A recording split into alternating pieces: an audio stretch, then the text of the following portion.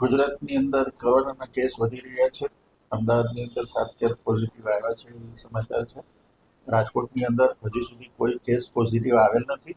તેમ છતાં પ્રોફાઇલેક્સિસ આપણે 20 બેડનો આઇસોલેશન બોર્ડ તૈયાર કરેલો છે, જેની અંદર તમામ સગવડ રાખવામાં આવેલી છે વેન્ટિલેટર સાથે, અને તમામ દવાઓનો સ્ટોક કરવામાં આવ્યો છે. પીપી કીટ, માસ્ક, તમામ વસ્તુ આપણી પાસે અવેલેબલ છે.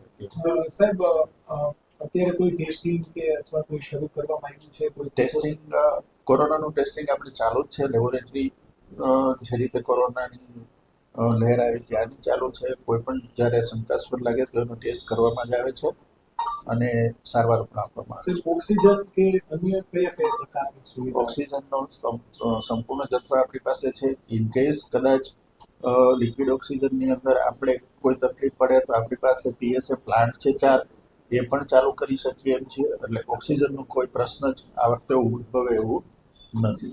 જે કેસ જોવા મળી રહ્યા છે અમદાવાદમાં, એ નવા છે કે કેવી રીતના સાહેબ જોવા? અત્યાર સુધીના જે ન્યૂઝ છે એ પ્રમાણે નવો કોઈ વેરિયન્ટ નથી. જૂનો ઓમિક્રોન વેરિયન્ટ છે એનું જ વેરિએશન છે, અને એ કોઈ પણ પ્રકારનો સિરિયસનેસ નથી.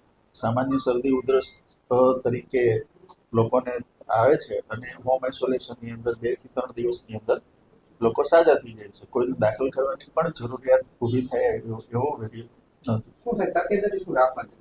તકેદારીની અંદર અત્યારે જે વેરિયન્ટ છે એમાં સ્પેશિયલી તો કદાચ તમને શરદી ઉધરસ થાય તો સીધા રિપોર્ટ કરાવવાના કે એવી રીતે દોડવાની જરૂર નથી.